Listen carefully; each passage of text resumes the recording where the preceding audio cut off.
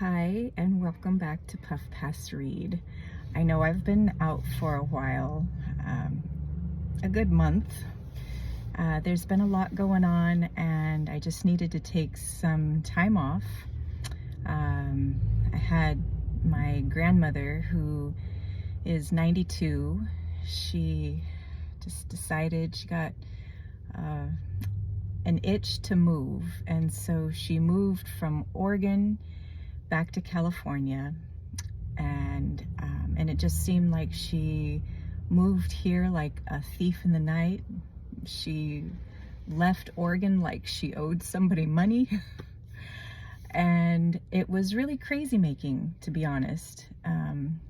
It created a lot of chaos and a lot of drama, and to be honest, some of it was re-traumatizing for my sister and I, and my poor mother too. For those of you who don't know, my mother, my grandmother is the matriarch of our family, and in more ways than one. It's not just because she's the oldest female, but she is definitely the queen of her kingdom, and it hasn't always been easy.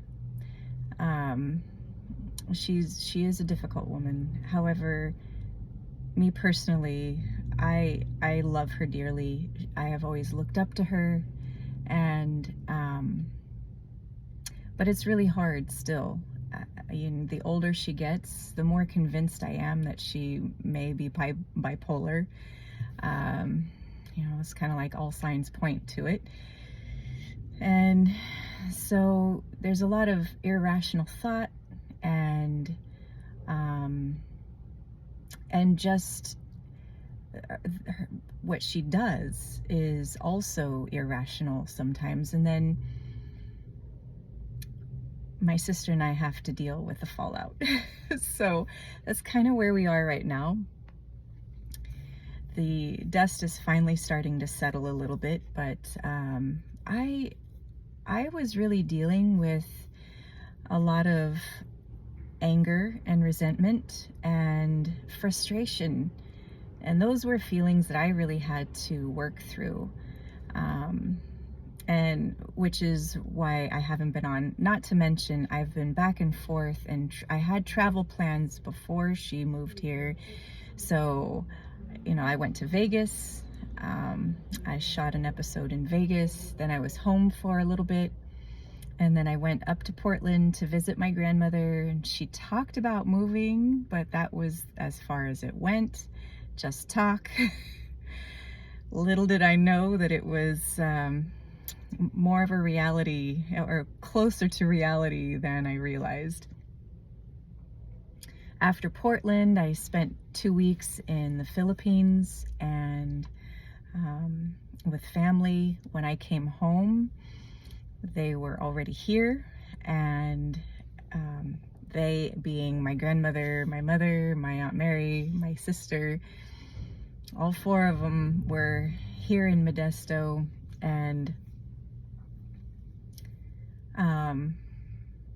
anyway, so I've been, ever since then, I've been going back and forth from my home on the Central Coast to Modesto, and then I have also gone on a couple of trips in between. So I've really been living out of my suitcase, and last week was the first week in 6 weeks that I've been home, and I was actually able to completely unpack my suitcase. But if you've ever had to live out of a suitcase for any length of time, it starts to wear on you, or at least for me. Maybe some of you enjoy that. I am okay with living out of my suitcase short term, but after 6 weeks, I was at my own breaking point. So the reason I'm telling you all that is because it really goes along with what we've been talking about in radical acceptance, which is being kind to ourselves. And a lot of emotions were stirred up with this move from Oregon to Modesto, and it was very, I just needed to revisit some of the old feelings. And sometimes we got to remember that sometimes when we work through old emotions, or trauma, we got to realize that it's not a one and done thing. We have to practice whatever helps us get through the day. We have to practice that. We have to practice it on a daily basis. And there are times when we meet struggle, or some kind of, where we've got some kind of suffering going on, and we realize, well, it's very easy. First of all, it's very easy for us to come down on ourselves, like, I thought I already dealt with all this garbage. But we're not computers where you fix the program and it's done. We are definitely more like onions. Onions have layers. So this was just another layer that had to be peeled away. And the more we practice, the better we get. And so I want to leave you with that, that when you're in the middle of struggling with something, don't forget to practice whatever form of self-soothing or prayer or meditation that is going to walk you through that hard time. For me personally, I find a lot of solace in meditation, and it helps me quiet the mind. It's kind of like that scripture that says, "Be still and know that I am God." I have to quiet my mind. So what do? I do that by focusing on my breath. Sometimes I close my eyes. Sometimes I have a different focal point. I happen to live near the ocean, so I love to go to the beach and just let the environment of the beach consume me.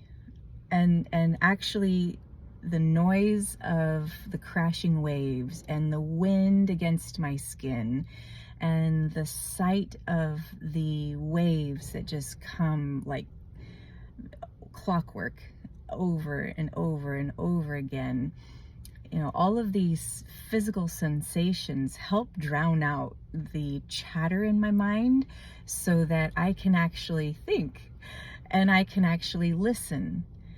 And it's really the listening part that helps me sort out all of the garbage that we go through. So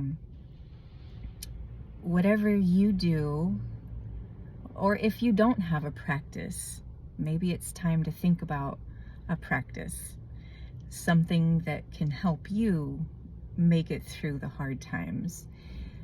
And with that, I just want you to remember, no matter what you're going through, remember to be kind to yourself. Life is hard enough.